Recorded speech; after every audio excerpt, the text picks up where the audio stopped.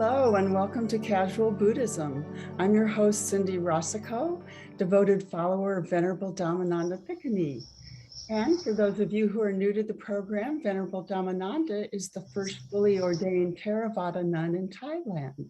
She comes to us each week and is gracious about joining us.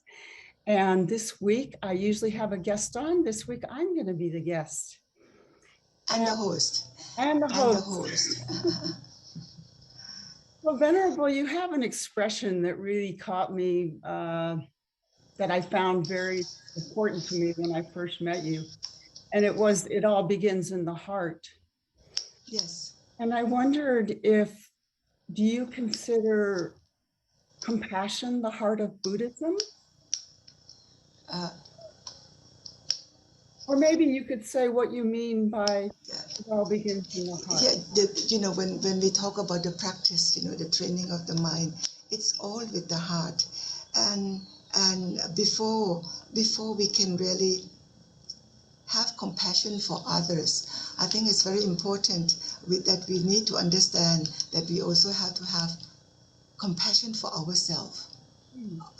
I just had an experience of having facing some problem, some dukkha, and while I was going to this particular person to help him or to help her, in fact, I was helping myself because of his condition or her condition. It made me suffer. You see, so therefore,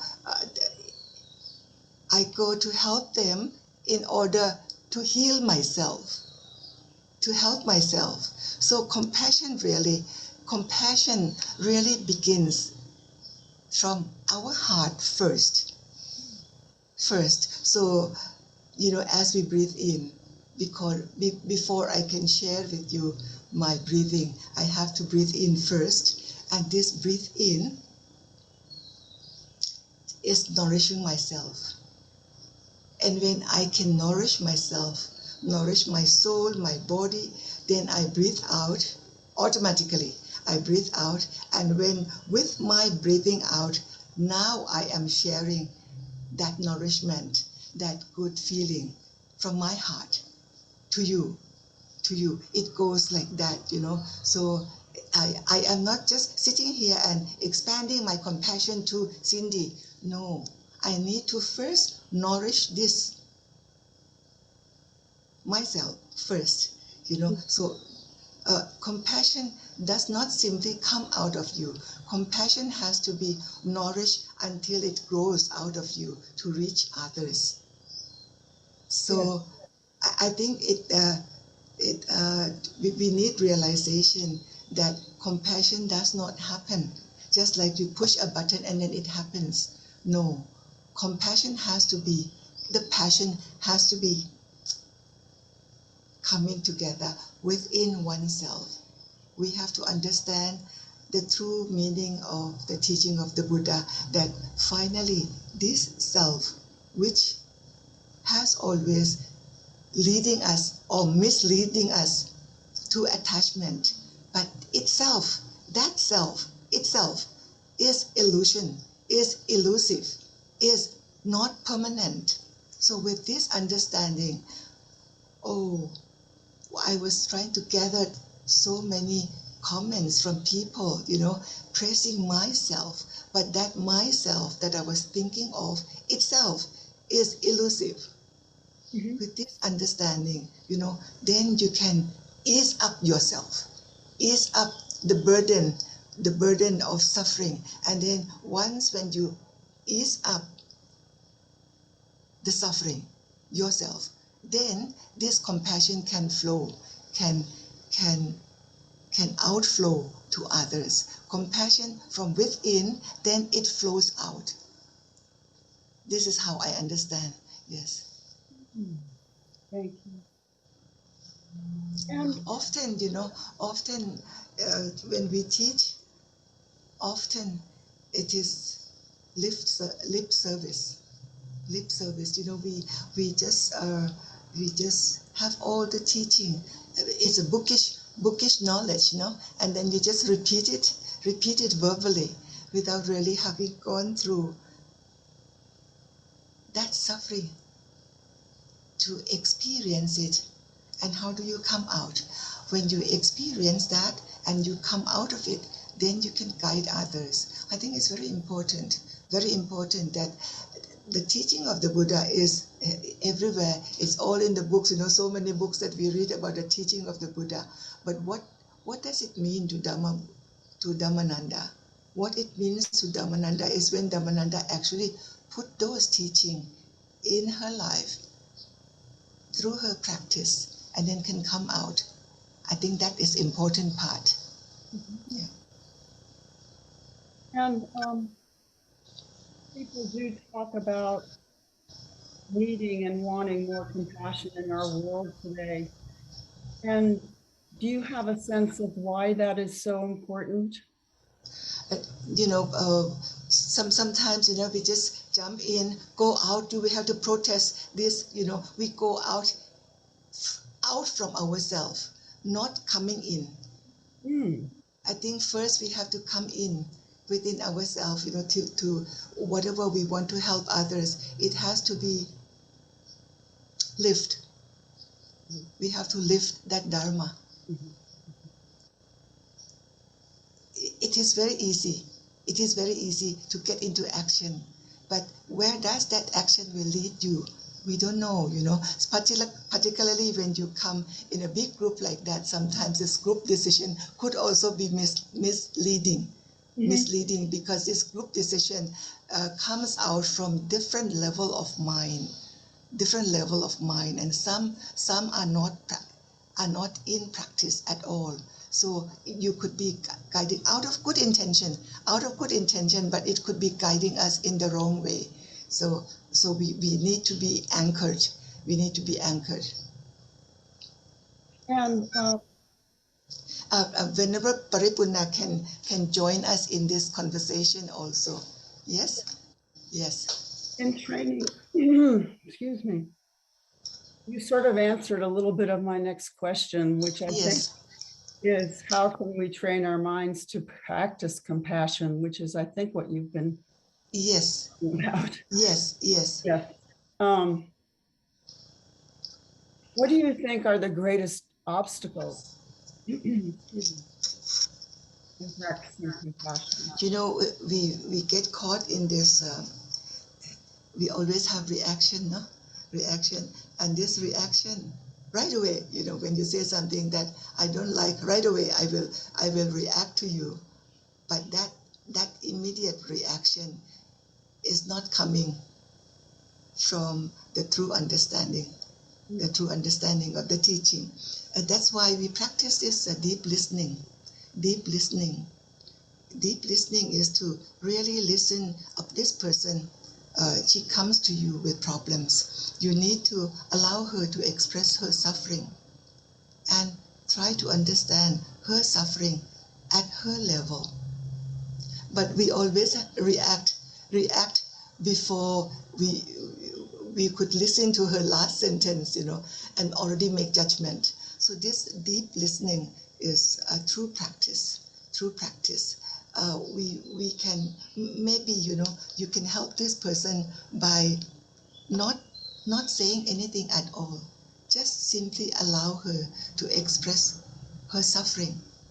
And while she is expressing her suffering, that at one stage is healing for her, because she needs to say something that people listen to her.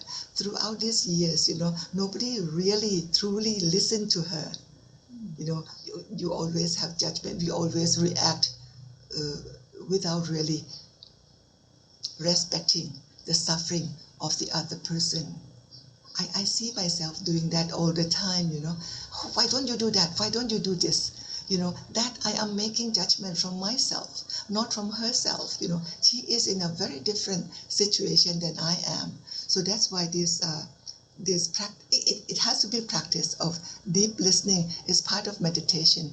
Deep listening is to listen to other person without I judging it. There's always that I judging others, and you are not truthful to be with that person, because that person needs you to really listen to her problem. So we really have to remove ourselves in listening to this person, to allow ourselves to feel the suffering at the same level that she is suffering, that she feels the suffering. This emptying ourselves, emptying ourselves in order for us to be truthful, to listen to to the person who is speaking to us. So this is a deep practice. This is a serious practice, to have this deep listening. And sometimes, after the person has told us everything, maybe you don't say, she does not need a word, maybe, you just simply be with her. Maybe you can reach your hand to hold her hand, squeeze her hand, to allow her that, yes, I understand you. Yes, I share with you your suffering. Maybe she just simply needs that. Yes. So this deep listening, I think, is very important, and it is very different from Western psychology.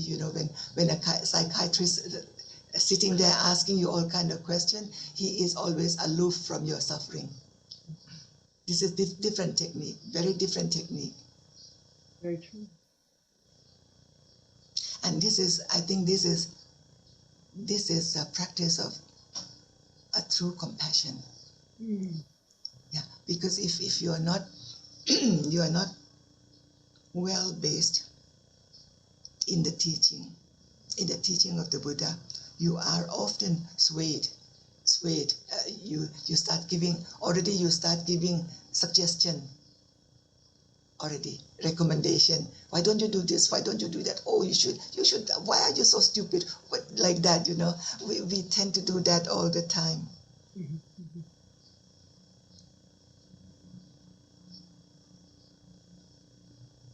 When we listen to the suffering of that person at the same level of the person who is suffering,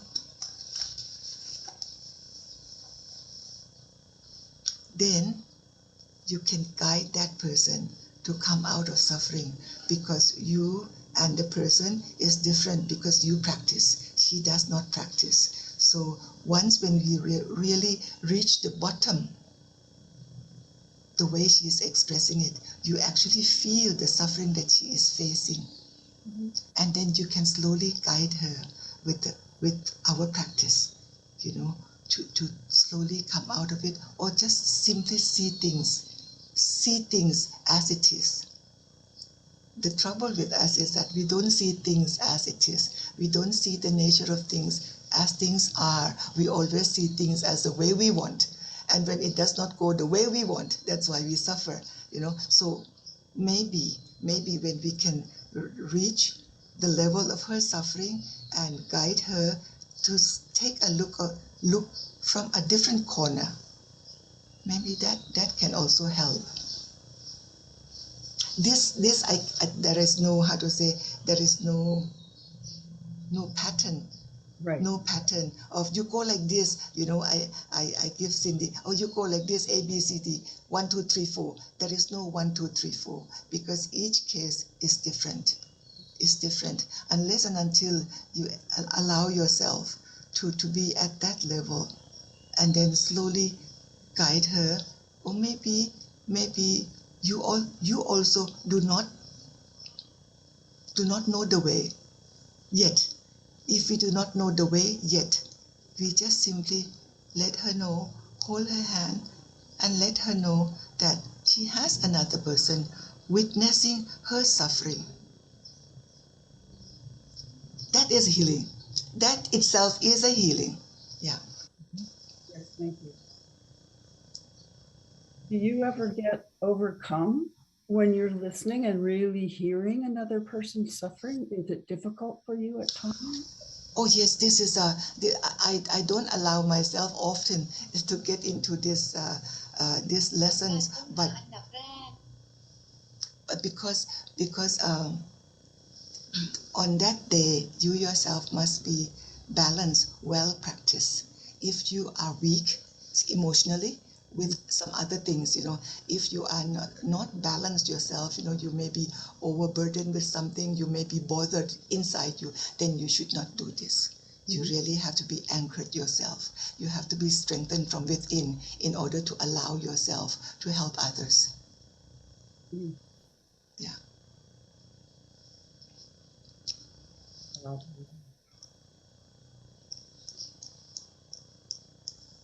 So we finished with one session? I think we are. I wonder if Venerable Parapuna wanted to say anything. Because I'm always interested. Just a few words. I could be right, I could be wrong. What Luang Ma is trying to share with you is we won't understand and touch the deep feeling of that people unless you put yourself in their shoes, in that situation. Yeah. And to me, I wholeheartedly agree with Luang Ma that if you don't have compassion for yourself, from your bottom of your heart, and then once you practice this, you understand the other the same way you feel. That's why the compassion can be outflow by your radiation. Yeah. I guess that's very important. To me, I practice simply to be with the nature and have very great compassion to the nature, to the tree, to the dog, to the cat, to whatever, to the lizard or any animal, to the snake in this temple, in this setting. And I learned that we all like a sentient being. We were born in this world and all experience suffering directly or indirectly. But those who understand the truth as it is, will get out of suffering first and then can lead other people to get out of that suffering. Most of the time, people, I would say they are, how could I say that? Prejudice. Prejudice. Yes, prejudice. And that's why bring about suffering on both sides. Because each other never meet each other expectation. Yes. And start with quarreling and then fighting. But once when both sides have this understanding, so it's like it's not a magic formula. It's just like the rule that what would you like other people to do on you is the same way that you need to do on that people. Yeah.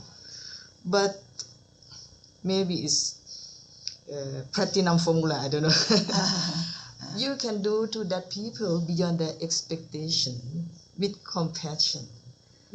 That they would be very greatly appreciate that action. That's all I would like to share. Yeah. Very beautiful. Thank you, Venerable Parapuna. And thank you, Venerable Dhammananda.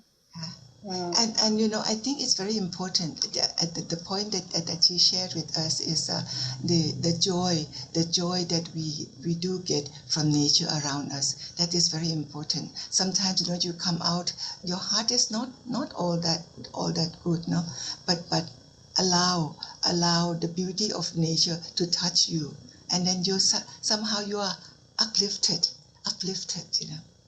Very important. This is a beautiful note to end on. Thank you. Okay. Okay. Have a good day.